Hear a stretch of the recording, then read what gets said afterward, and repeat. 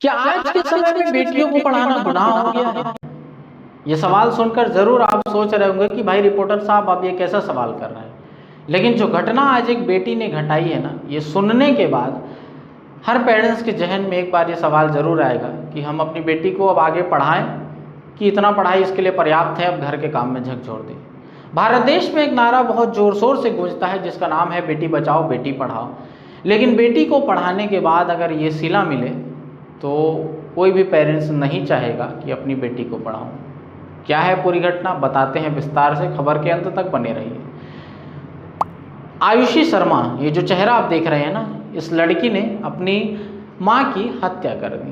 क्यों कर दी? ताकि अनुकंपा नियुक्ति में नौकरी इसे मिल जाए। सिर्फ नौकरी और संपत्ति के लालच ने इस बेटी के दिमाग से माँ और बेटी के रिश्ते, भावनाओं को दिमाग से निकाल दिया। हाँ, चलिए बढ़ते हैं खबर में आगे। कुछ दिनों पहले राजस्थान के जयपुर से एक खबर सामने आती है जहां पता चलता है कि एक स्कॉर्पियो वाले ने एक विधवा महिला जिसका नाम नीरज शर्मा बताया जाता है, उसे अपनी स्कॉर्पियो से तेज रफ्तार में रौंद दिया। जब पुलिस मामले की जांच करती है और स्कॉर्पियो मालिक का पता निकालती है तो पता चलता है कि स्कॉर्पियो तो किराए पर दी जाती है और उसके मालिक तक पहुंचती है तो किराया फिर देने वाला जो मालिक है वो बताता है कि उस दिन स्कॉर्पियो हेमंत शर्मा नाम का व्यक्ति लेकर गया था किराए पर।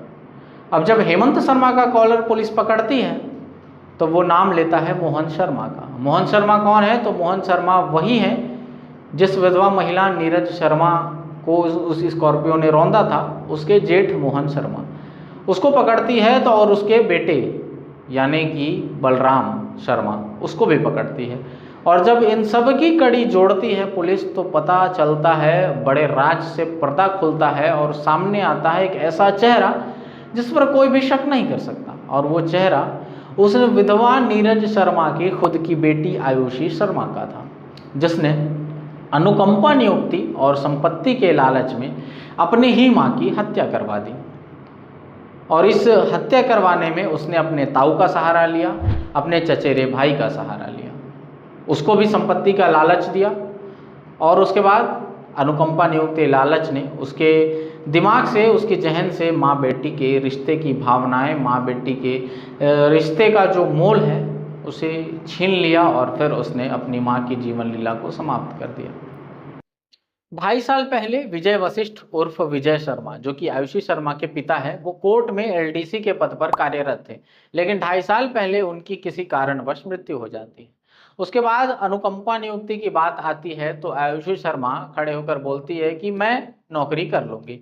लेकिन नीरज शर्मा, जो कि आयुषी शर्मा की माँ है, उसके भाई समझाते हैं, वो भी लोअर कोर्ट में एलडीसी के पद पर हैं, तो अपनी बहन को समझाते हुए ये कहते हैं कि आयुषी शर्मा अभी छोटी है। उस समय आयुषी शर्मा कक्षा 12वीं की छात्रा थी। तो उसके मामा समझाते हैं अपनी बहन को कि अभी आयुषी छोटी है और तुम्हें अपने बेटे की, उसका एक बेटा भी था जो मानसिक रूप से दिव्यांग था, उसकी देखभाल भी करनी है, तो तुम नौकरी कर लो और इन्हें पढ़ा लिखा कर, आयुषी को पढ़ा लिखा कर सक्षम बनाओ ताकि ये भविष्य में तुम्हारे काम आए, और अभी तुम नौकरी कर लो। और आयुषी शर्मा के मामा की बात आयुषी शर्मा की माँ मान जाती है और उसके बाद आयुषी शर्मा को पढ़ाती लिखाती है। और वर्तमान में वो 24 वर्ष की है और लॉ की स्टूडेंट रही, यानी कि कानून की जानकार। लेकिन कानून की जानकार होने के बाद भी खेल तो उसने तगड़ा खेला, मगर कानून के पंजे से बच नहीं पाई। जब पुलिस इन सभी कड़ियों को जोड़ती है तो हाथ पहुंचते हैं आयुषी शर्मा तक। और फिर पुलिस पतासाजी, जयपुर पुलिस पतासाजी करते हुए, छानबीन करते हुए पहुंचती है आयुषी शर्मा के गांव और उसके घर पर। जब घर पर पहुंचती है तो आयुषी शर्मा उल्टा पुलिस को ही धमकाने लगती है, धमकी भरे लहजे में कहती है और पुलिस को वापस जाने के लिए कहती है।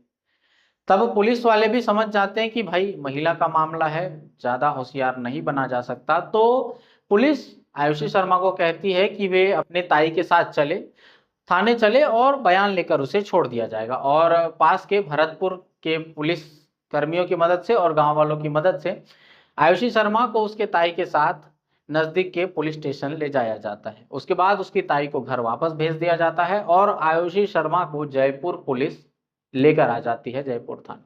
जहां सामने आरोपियों को देखकर आयुषी शर्मा के होश उड़ जाते हैं। बस फिर क्या था, पूरा गुनाह कबूल करती है और उसके बाद अब आगे की कहानी कोर्ट तय करेगा। लेकिन इस घटना ने पूरे देश को झकझोर दिया है। हर उस पेरेंट्स को सोचने पर मजबूर कर दिया है कि अब हम अपने बच्चे को पढ़ाएं तो क्यों पढ़ाएं, क्या इसी दिन के लिए पढ़ाएं?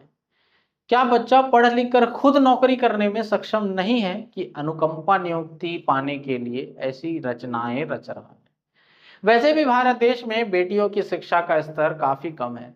लोग बेटियों को वैसे भी नहीं पढ़ाते हैं, लेकिन ऐसी घटनाएं जो पहले बेटे करते थे, अब बेटियां किसी भी क्षेत्र में पीछे नहीं रह गई।